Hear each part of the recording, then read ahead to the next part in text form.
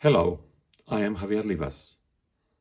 I am going to talk about capitalism and socialism and tell you something that you might not know. They are cybernetic opposites. Are you a university student or a young professional who's being tempted by socialism and socialist ideas? Why? Because some tenured professor told you that socialism could fix capitalism? I have 10 points that I suspect I have to hammer into your head. Sorry, but you have been misguided. So these can be perhaps the best 10 minutes you've ever spent in your life. There are only 4 self-proclaimed socialist countries in the whole world: China, Cuba, Laos, and Vietnam. That's it.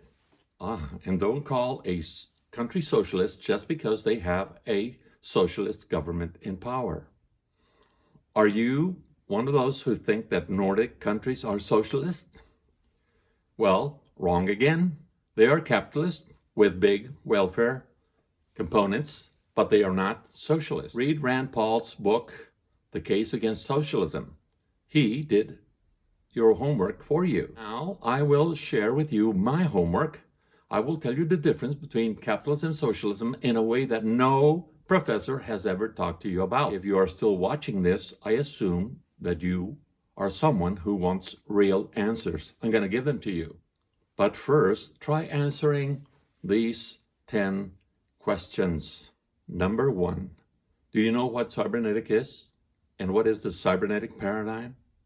Number 2, can you repeat what Ashby's law of requisite variety says? Number 3, can you explain emergence to a friend? Number 4, can you tell the difference between a complex system and a complicated system?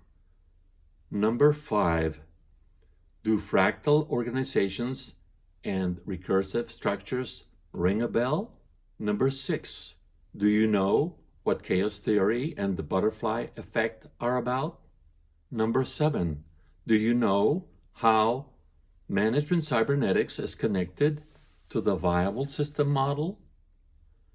Number 8, do you know the relationship between entropy and information theory? Number 9, what does the Santa Fe Institute mean by life at the edge of chaos?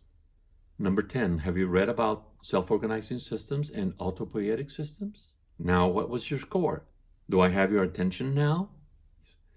All these questions and answers have to do with the birth of cybernetics in 1947 as control and communications in the animal and the machine. Complexity science came in the late 60s. The cybernetic viable system model in management cybernetics came in the late 70s, together with autopoiesis.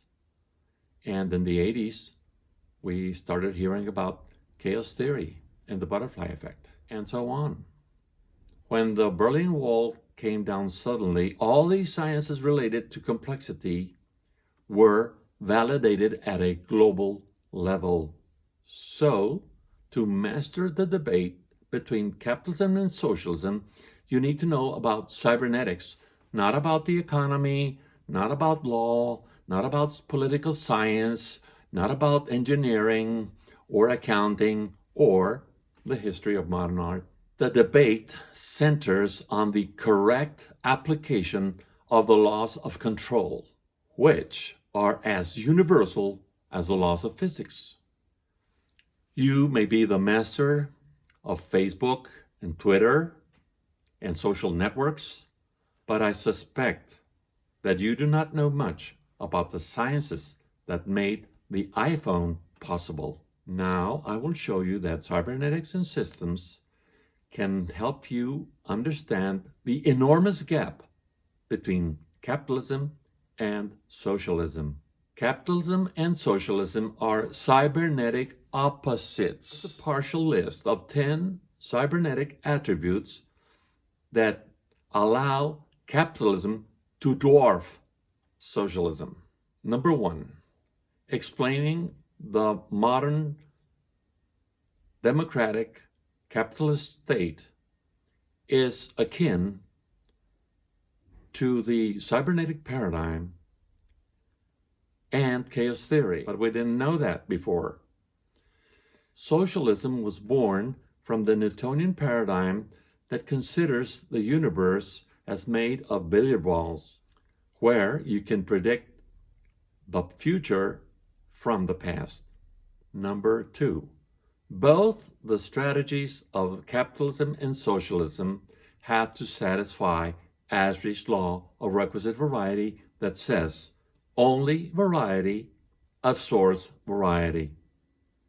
The difference is that capitalism solves problems by amplifying variety, while socialism, its strategy is to satisfy Asrich's law by canceling variety, by filtering variety. The result is that capitalism increases choices, while socialism cuts down your choices in a radical fashion. Number 3, capitalism emerges and evolves as a fractal and recursive structure, much in the way that viable systems are organized, built from the bottom up. It starts with the individual person as the basic building block. Socialism is built from the top down according to the wishes of the small group that is in power.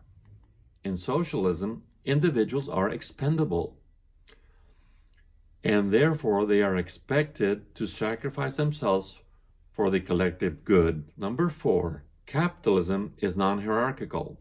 Socialism is a pyramid structure, very authoritarian. Capitalism then qualifies as a complex system, while socialism qualifies as a complicated system, rule-based and obsolete.